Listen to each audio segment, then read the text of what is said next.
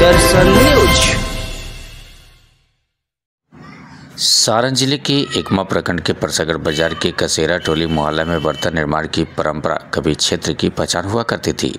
देश की आज़ादी के समय से ही यहाँ के लोग तांबा, कांसा व पीतल के टुकड़ों को पिघलाकर बेहद खूबसूरत बर्तन बनाते थे। लगभग 500 लोग इस पारंपरिक पेशे से कारीगर या मजदूर के रूप में जुड़े हुए थे, जो उनके व उनके परिवार की आजीविका का मुख्य साधन था। परसागढ़ के बने लोटा, करछुल, हांडा, बटुला व अन्य पीतल के बर्तन शादी विवाह के अवसरों पर खरीदने के लिए दूर दराज से लोग आया करते थे। यहाँ के बर्तन की मांग देश विदेश तक थी।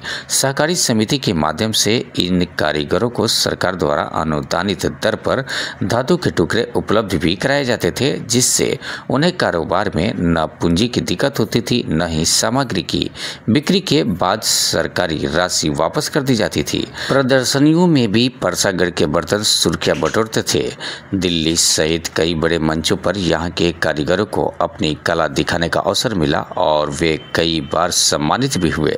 लेकिन 2002 से 2006 के बीच सरकार द्वारा अनुदानित दर पर धातु के टुकड़े की आपूर्ति धीरे धीरे बंद कर दी गई। इसके बाद यह परंपरागत पेशा धीरे धीरे बंदी की कगार पर पहुंच गया।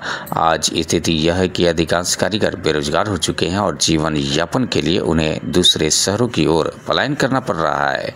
कसेरी टोली व आसपास के इलाकों के लोग मानते हैं कि अगर सरकार उन्हें आधुनिक तकनीक का प्रशिक्षण दे और सहकारी समिति को पुनः सक्रिय करते हुए अनुदानित दर पर धातु के टुकड़े उपलब्ध कराए, साथ ही एक आधुनिक कार्यशाला का निर्माण कराए, तो यह हुनरमंद परंपरा फिर से जीवित हो सकती है।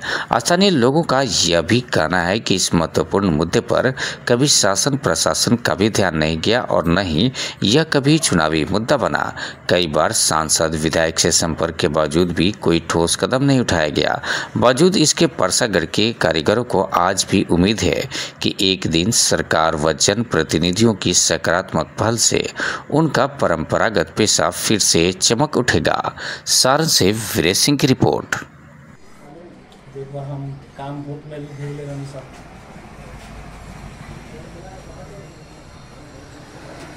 बता दीजिए क्या है ये पुराने समय के पुरानी पद्धति का यही भट्ठी है, जिससे इसमें ढलाई का कार्य किया जाता है।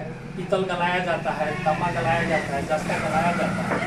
जितने भी धातु है इसी भट्ठी में गला करके और जो चीज का निर्माण करना होता है उसका निर्माण किया जाता है। ये देखिए ये पुराने पद्धति के अनुसार इस पर ये भांति को ये चलाने के लिए रखा गया है। जैसे कि तैसे ये पुराना ही सब कुछ है और इसी तौर तरीका से यह बनाया जाता है। जब बनेगा तब भी हम और सभी जगह है। ये इसका फर्मा है।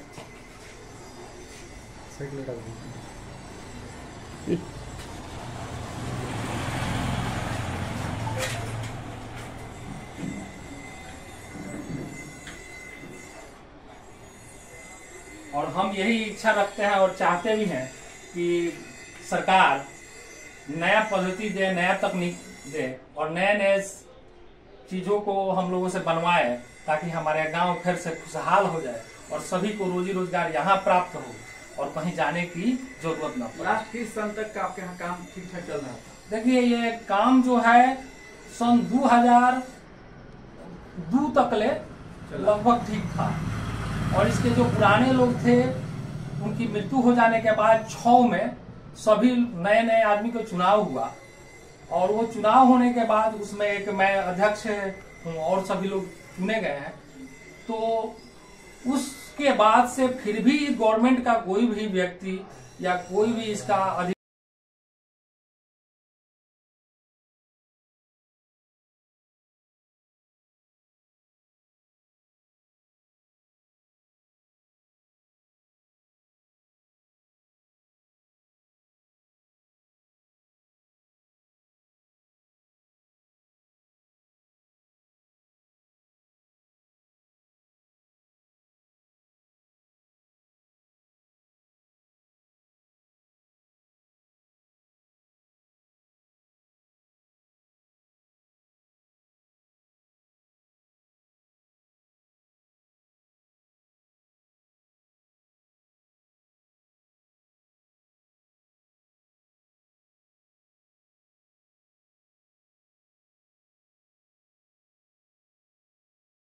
एक कार्य बार होत रहा। लोटा ढलाई, कलछुल ढलाई, बटुला ढलाई, बटुली ढलाई और ई सब जो काम होत रहा, तो यह सब काम जैसे कि ये भट्ठी हो गया, इसमें आज भी जो गलाया जाता है, इसमें माल गला करके किसी से पिलाया जाता है जी। हाँ, तो ये सब पुराना पद्धति है जिसमें हम चाहते हैं कि सरकार नया तकनीक लाए और नया नया तकनीक दे ताकि सभी का काम करने में आसानी हो और गांव के लोग यहाँ पर जो मेहनत मजदूरी करने के लिए कहीं और जाते हैं यहाँ पर काम करें। ये सहकारी कासा पीतल उद्योग लिमिटेड के द्वारा ये सभी लोगों को अंश पूंजी मिलता था और उस अंश पूंजी से अपना काम करते थे और उसके बाद से फिर सहयोग राशि जो प्राप्त होता था, जो उसका था, उसको फिर मिल जाता था, दिया जाता था। तो ये सभी व्यवस्था थी। ये कब तक चालू था, ये बताइए इसके। 2006 तक ले लगभग ठीक चल रहा था,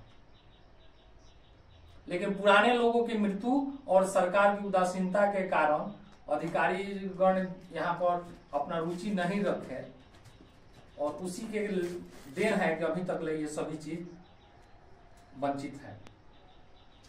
और हम चाहते हैं कि ये गांव का एक धरोहर है हमारे परसागढ़ का, और ये चालू हो जाता है तो हजारों परिवार यहाँ पर फिर से पुनः अपना जीवन जी पाएंगे, अपना गुजर बसर कर पाएंगे। यहाँ से जी इस काम में कितने लोग जुड़े हुए थे? इस काम में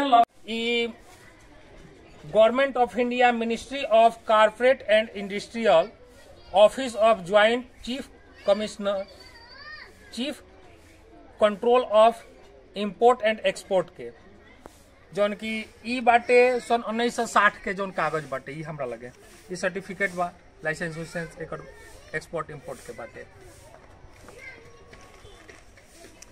हई जौन कागज बा हमरा लगे 1956 में जब हमनी के यहाँ लक्ष्मी नारायण जी MLA रहनी, तब एक सोसाइटी के विशेष वहाँ के योगदान से चलत रहे।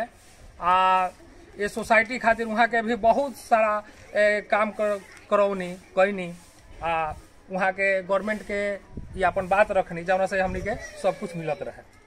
आज परिस्थिति बेवस बाटे, हमनी के जानकारी के अभाव में तनी सा हमनी के निरस्त हो गई। सरकार एकरा के ध्यान ना दिलस आ कोनो आला अधिकारी एकरा के पूछे भी आज तक ना आयल कि आखिर बंद केंगा भइल आ काहे काम कार्य नहीं खे हो। इस संदर्भ में सांसद महोदय, विधायक महोदय से लोग कुछ कहले बनी कि ना? देखिए, मौखिक रूप से तो कहाइल बा, एक खाली लिखित में ADM साहब के भी एक बात रखल गई बा, लेकिन फिर भी हमनी के लगे एक और कोनो कार्य एकरा के चालू करे खातिर कोनो पुख्ता कार्य ना भइले पर जगह एकरा के चालू कर दिया, एक खातिर कुछ ना भइल। अब भाई देखी जौन हमनी के इशू होत